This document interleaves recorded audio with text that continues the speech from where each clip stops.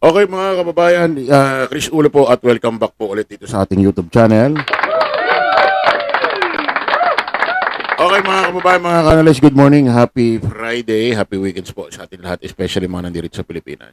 Okay, mga kababayan, pag-usapan ho natin, etong si Hanilet, etong si Pokpok Win.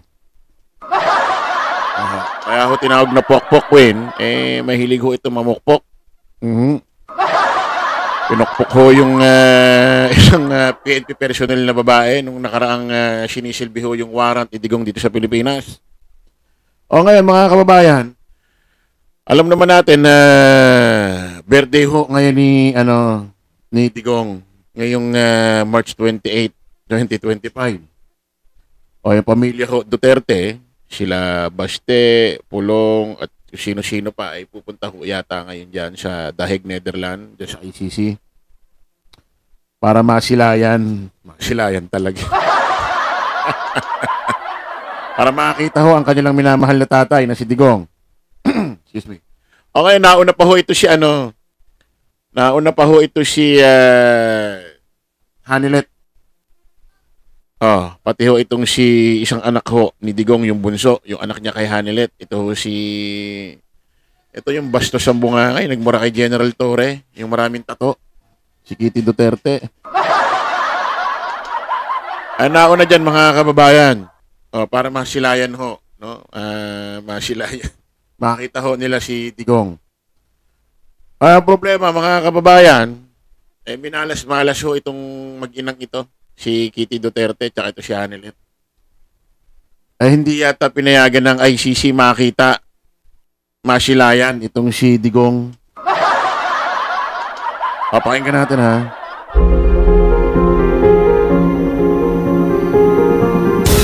Bigong nakabisita ang mag-ina ni dating Pangulong Rodrigo Duterte na sina Hanilet Avancenia at Veronica Duterte sa detention center ng International Criminal Court nitong Miyerkules.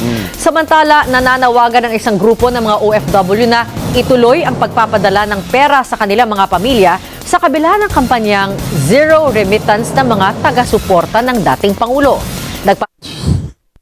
Ano ba yan? Ano ba? Zero remittance, hindi magpapadala yung mga OFW?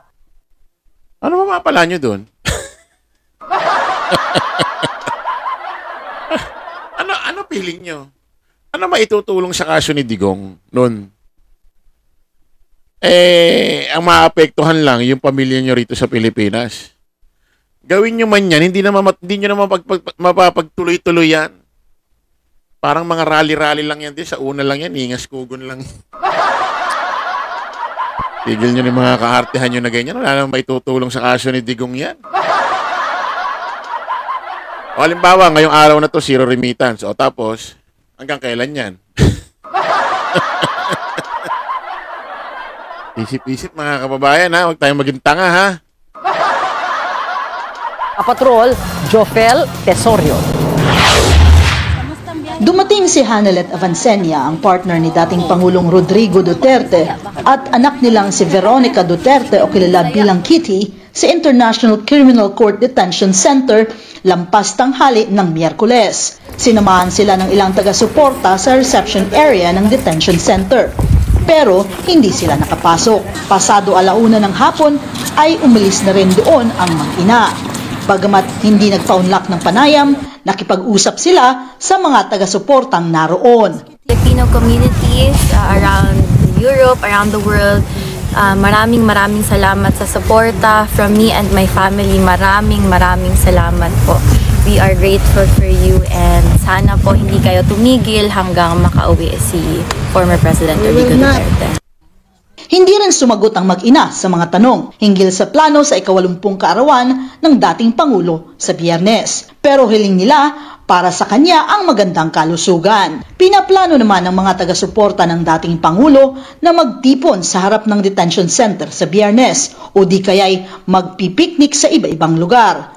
Hindi pa malinaw kung magkakaroon din ng malakihang pagtitipon tulad ng naganap noong Linggo, Marso 23. Bukas naman ang ilang taga-suporta ni Duterte na sumali sa kampanyang hindi pagpapadala ng pera sa Pilipinas mula March 28 hanggang April 4. bilang protesta sa pag-aresto sa dating Pangulo. I have done already, but for 1 week. How are you going to sustain it after 1 week? Ayan, maliwanag mga kababayan, mga ka-analyze.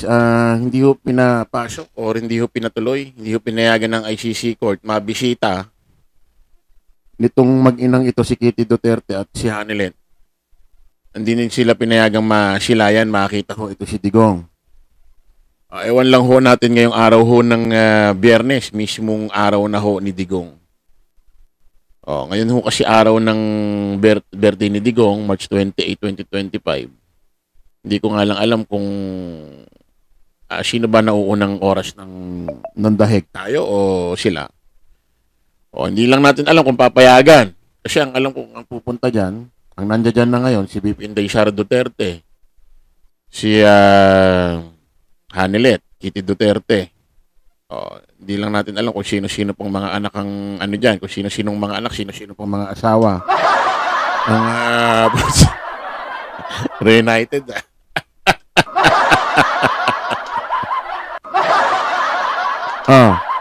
Ito, pakinggan lang natin itong foreigner na to na kung saan about dito sa remittance. If they call for, let's do it for 1 month We'll see.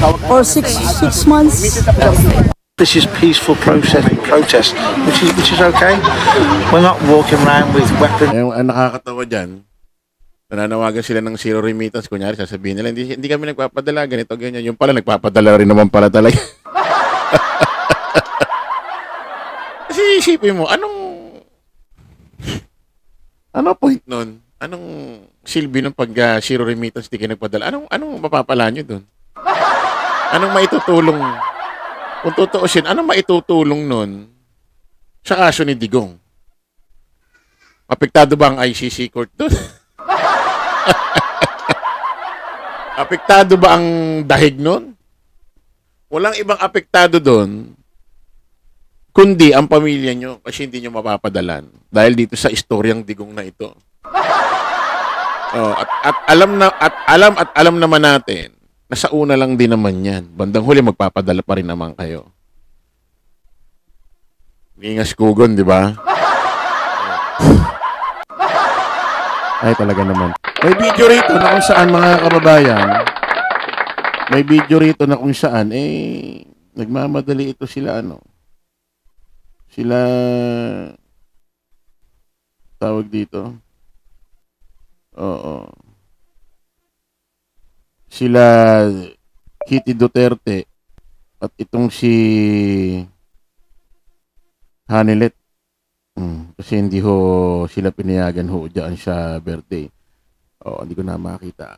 Pero alam ko sila VP Inday Sara Duterte, parang di na rin yata pinayagan.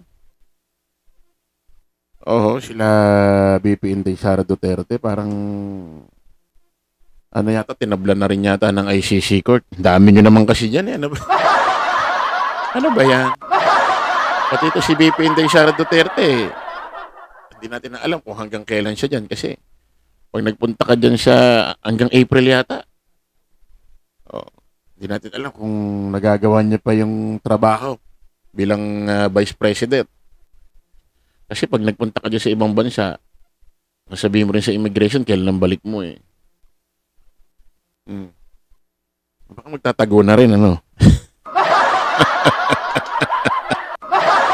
Kasi alam niyo naman may impeachment trial nagaganapin Natakpan na nga yung issue na yan Ang sumikat na, trending viral ngayon, itong pagkakadampot dito kay Digong papuntang dahig.